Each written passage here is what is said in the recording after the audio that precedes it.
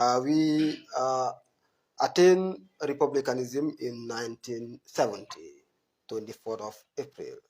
And the moment we gained independence in 1955, Sadao Kewajora's government started putting mechanisms for national development. And according to Adikwe, in his book, Essential Government uh, of West Africa, Sadauda drafted his first national development plan in 1967, which stretched the period from 67 to 1971. From that, when that one elapsed, he also drafted another one from 1971 to 1974. Jame also came with national development plans. Barrow also came with national development plans. But if we should look at them, all of these plans, I would say, fail. And it is those plans that will have, shown us the way to meeting our aims and aspirations as Gambians. But these plans, all the three governments that have, been ruled the Gambia, up to this one present ones, most of the national development plans, up to Barrow's 2018-2021 national development plan, only the present ones, we haven't seen them fully being implemented. And why do you think most of these national development plans, or in fact, almost all of them, fail? So thank you very much, Mr. So, for this question. I will start with, why do you think most of these national development plans fail? I think there is no political will. If there is a political will, a lot of these plans will even be realized. Especially, I want to start from the current president, that is His Excellency Adama Barrow. Now that he's president, he came as president in 2016, where everyone was agitating for change. We realized that we are under a dictator for a period of 22 years, and we were all shouting that we need change, we need democracy, we need reforms, especially what we call the SSR, that is the security sector reforms. We also need reconciliation among Gambians, among citizens, because a lot of things happen within these 22 years of Jammeh's rule in this country. So now when Barrow came with his plans, so one of the plans that I think it somehow failed, as you said, I will not say it's even a success, is the TRRC. Is having the TRRC, that we had a TRRC, I think we had 11 commissioners, if I'm not wrong, which started in 2018. I think it started in 2018, and it lasted for a long period. We saw people going to the TRRC, serving as witnesses, trying to testify about things that happened, and also the things that they did, during Jammeh's time of ruling in this country. But after everything, we could also see that the white paper was submitted. But what is happening till today? Nothing is happening with regards to that white paper. We are not seeing those that committed certain atrocities facing the law as they should. But we could only see now the president also going forward again in trying to form another commission, which opposition parties will call a witch hunt. I do not want to say whether it is a witch hunt or not, but this is another commission that also the president is forming to look into the affairs of these local governments. You understand? That is the municipality councils, the Brikam area council, and you can name them. But also now, after this commission, the white paper also will be submitted again to the president if he continues to be in office. Is he going to fulfill it? I'm not so. Looking at what happened with regards to the TRRC, that everything was said, and now the white paper is submitted to him, but we are not seeing him doing anything. Because there is no political will, if there is any, you will see this white paper being implemented by the current president. But he is not doing that, absolutely. And now moving to Jammeh also, he has tried in several ways. His national development plan, when you do political economy, it will stretch towards education. You look at agriculture, you look at mining, you look at the social aspect of the national development plan of Jammeh. He came with brilliant ideas, with plans that, when all of them were implemented, this country will not be where it is today. That is why he had what he called the Vision 2016, which is what? Grow what you eat and eat what you grow. He came with national development plans that were geared towards developing this country. And he did not only concentrate on the urban area, but he's also trying to focus on the rural area. And now moving towards Jawara's time also, he came also and also with his plans. And this was the time that we had what we call the Millennium Development Goals.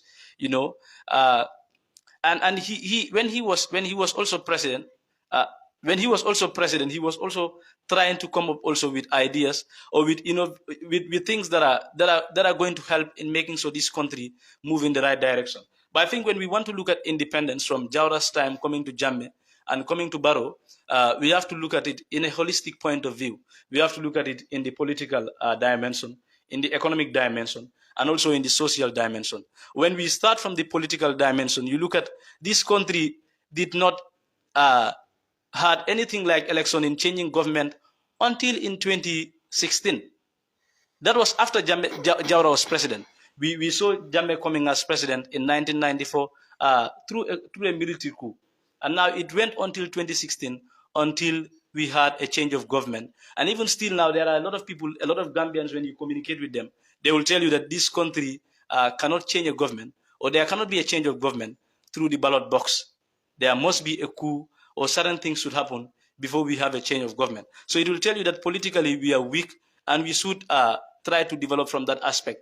And that is why also you could even see from political perspective, you could also see that this country is still weak when it comes to the literacy level of this of the Gambians, and that is why you could not even understand why it is difficult for opposition parties or party leaders to even have constructive debates as politicians as to the plans that they have for the country. And when you move to the economic aspect, when Jawara was president in 1985, the debt, our debt was around 3 billion as a country. And Sidia Jata was saying he is not so if this country will be able to repay back that debt that we had as a country. And before Jammeh is going to leave around 2016, our debt was around 60 billion dollars. And now moving from that end, and now as we speak now, our debt is around 80 plus billion to 90 billion. This tells you that economically we have failed as a country. And that is why the Brixton Wood institutions like the IMF, the World Bank, they still dictate us as a country because they are the ones who are supporting us.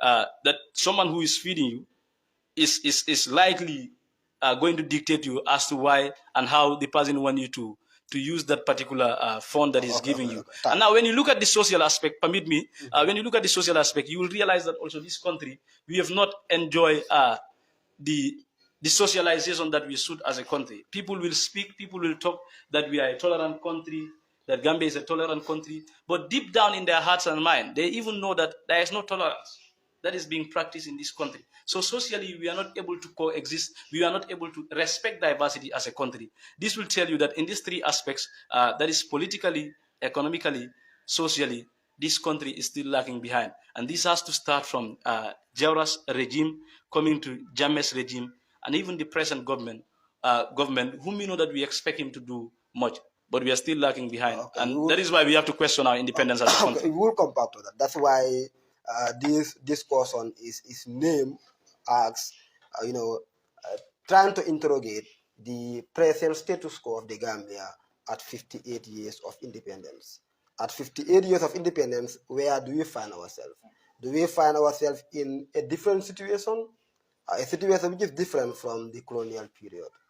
But what I can see unfolding here, which means, in fact, we find ourselves in the same situation, in fact, or a worse situation.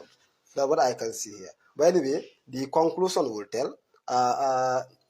Lamin, as John has elucidated, as he has said, most of the national development plans have, partially failed.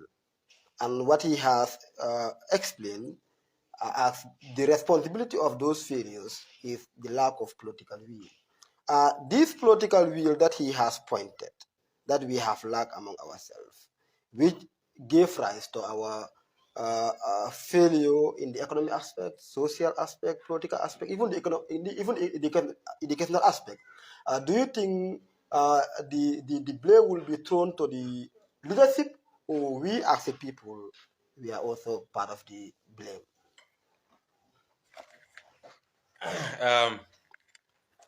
I think is what constitute a government.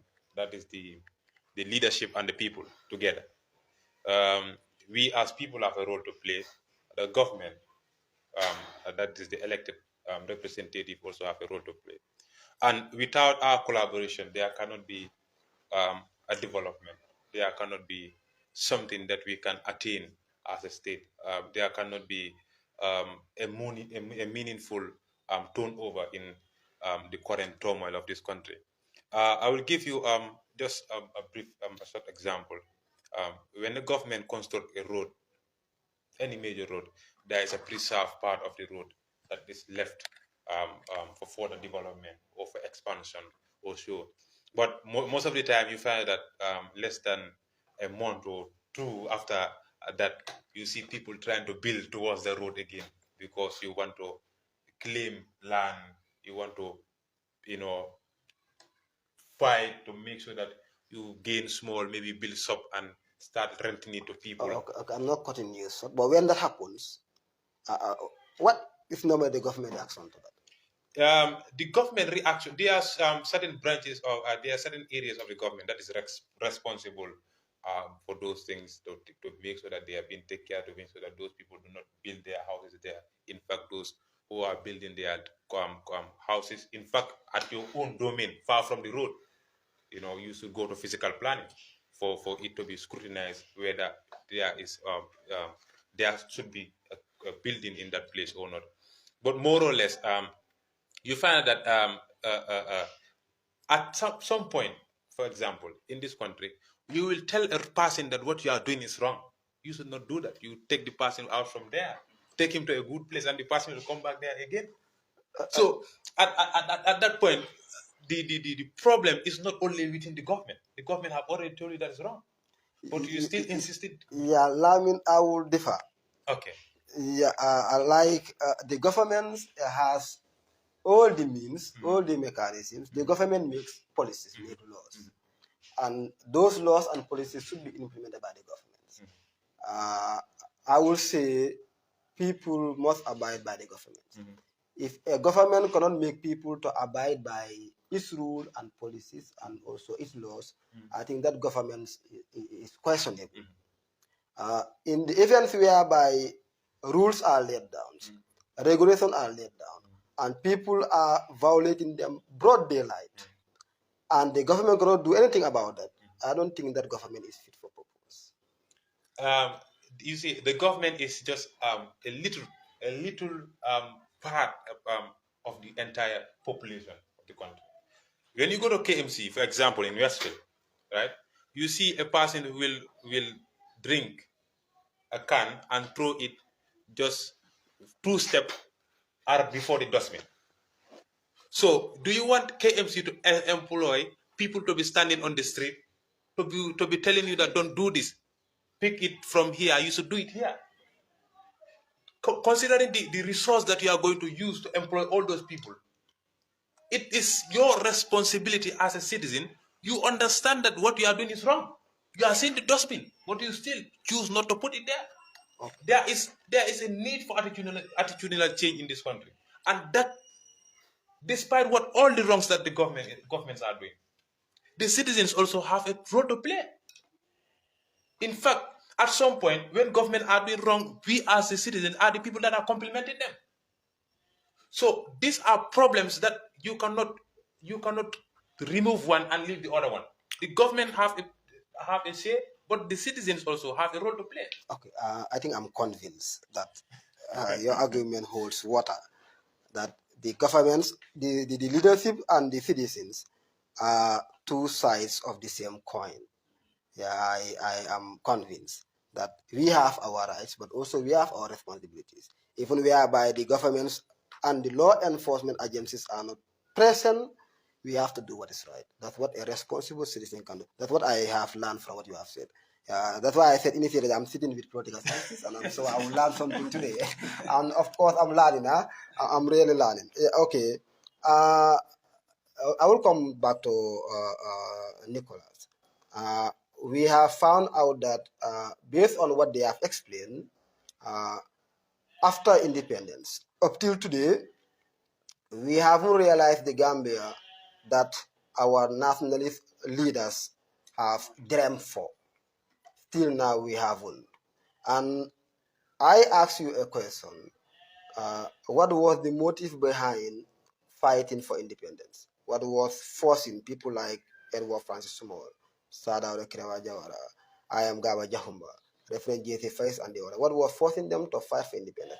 You said to have proper representation, to have responsible government. My understanding of responsible government is a government that is fully representing its citizens, that is doing what the citizen needs and what the citizen wants, and that is doing things that is responsive or answerable to solving the problems of the citizens. But up to date, our educational problems are yet to be solved. Our economic problems are yet to be solved. Our social problems are yet to be solved, and many, many, many other problems. Do we achieve the aims that we were fighting for during the nationalist period? Well, it's a very good question, and I would love to speak about it. Looking at the Gambia independent for 58 years now, I could say today that, if you are to wake those people today, the lives of Edward Francis Small, Gaba Jaho, Pierre Sanjay, the life of J.C. Fay, Momodu E., you name them. If you are to wake them today and then you tell them that this is the Gambia that you wear, they will tell you, no, you are wrong, my brother or my sister. Sir, you are wrong. Please take me to the Gambia that I was. This was the Gambia that I fought for. Because what happened is, after then, the Gambia seems to lose what we call national consciousness.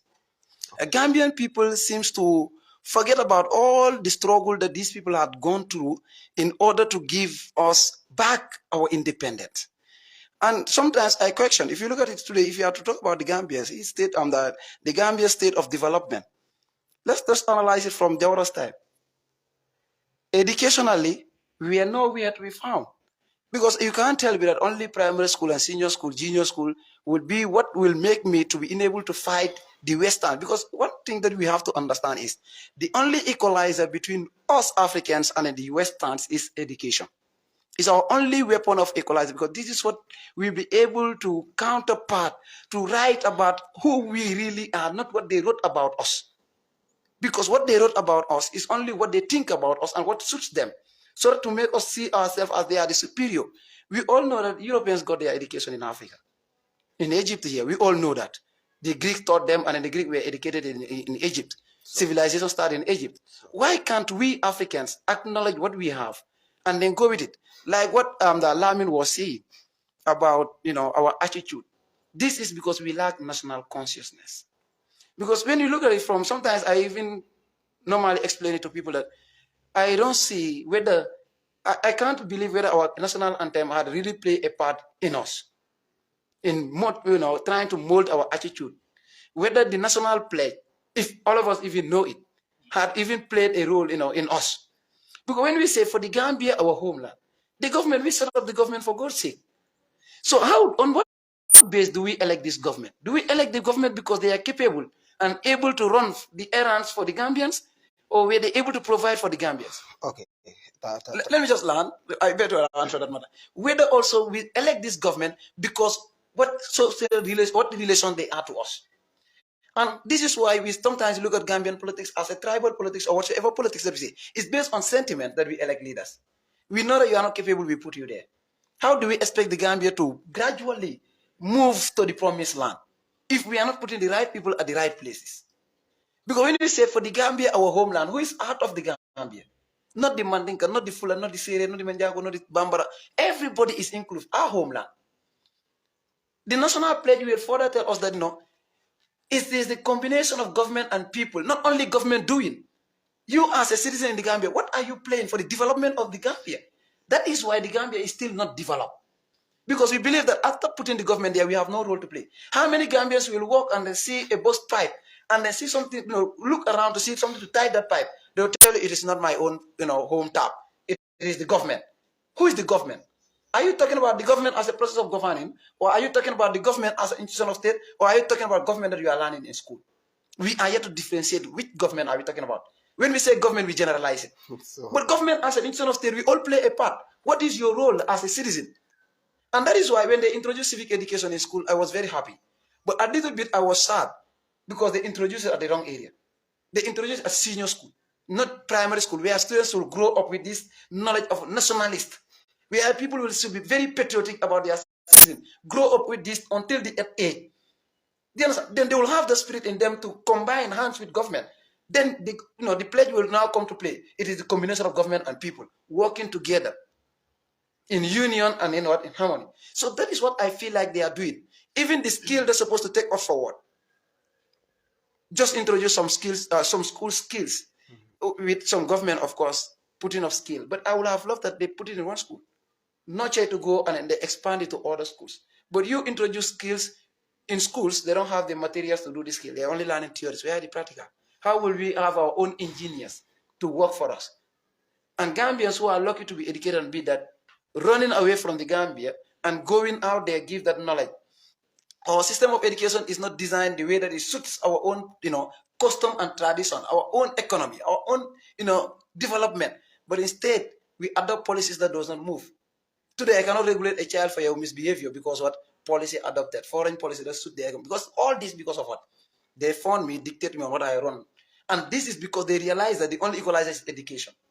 Where is our agricultural sector? When it comes about development, education, where is the agricultural sector? Jahali Pacha is of a waste. Today, how much is the bag of rice? When we could have utilized it for other Gambians, then we would have not been putting rice all the time. okay, thank you. Then we come back to health sector. During Jawara's time, to the Jammeh's time, to Barrow's time, where is our health sector? Where are we moving forward? Thank you. But the Gambian, let me just learn, the Gambian is that if I occupy a particular government offices, until I leave from that office without a single house, the whole society will see me as a failure. They will say like, for how many years he was a president or he was a minister, he was this, not even a single house. Your father or your uncle is a failure. Let me occupy the position, and then now in 1 month, 2 months, I build my own mansion. You cheat our money. What are we trying to tell the government officials? What are we trying to talk about those people? We need national consciousness to move this country to where our great parents, like the life of the Edward Francis Small, they understand JC Faye, PS Njai, those people, Gabajahu, where they really want the country to move forward. We need to be national conscious in order to have their spirit to move this country forward. Okay, thank you. Yes. But I will still come back to you. Yes. The national consciousness is lacking. That if I should quote from you. Yes. And I believe that national consciousness should have been inculcated into us at the first time that we regained our independence in 1965. Oh, yes. And that will have been done by refining the educational system, which wasn't done. We just adopted the colonial education system. And still now you will see the similarities is there. It's just a photocopy. Yes. Jawara should have taken the lead. In fact, throughout his regime, no higher education institution was established. Like there was university. No university. And people capacity cannot be built if there is not such an institution. So will you blame Jawara for that? I will highly blame Jawara when it comes to education. Not all education, but specifically education. Do you know why I'll put emphasis on education? Mm-hmm.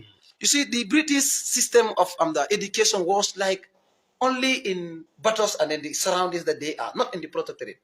Jawara is from the protectorate, which in fact triggered them to have the name the People's Protectorate Party. From Sanjali Bojang, who initiated the protectorate movement society, until Jawara developed a party, and he came as a leader of that party, as the standard bearer of that party, because he was among the only 3 people who were educated. Sanjali was not educated. That is why he drove himself back and then bring them forward. Jawara got his education by changing his faith from Muslim to Christianity. This arrangement was done by the father's friend with the British here, to cut the story short. This will tell me that he knew very well what was important of education. You learn, graduate, and come back and work in the Gambia. Lucky to become the president of Gambia for 3 decades plus, not even a single university. I call this as a deliberate action done by Jawara in order to maintain himself as the president, not to have a challenge. This is what I would call it, if I may hurt anyone. But this is how I have seen it. It was a deliberate action that was done by Jawara in order to maintain his position as a president. When you come back to educational side, of course, he may try it, but not to the extent. Jawara, just to wrap it up, when Jame came, yes, the education he started fine, health he started fine, but later when people started uploading, he feel like he have done wonders and started started doing whatever that he feels like doing because he thought that he was there already. And this is because when somebody occupied a person's office and did not do anything, any single little thing that you did, do you understand? You feel like you have done enough. And that is what, put Jame to that status. He feel like he has done a lot with what he has met before. Do you understand? He came into power. So that is why he feel like without him, Gambia will not move.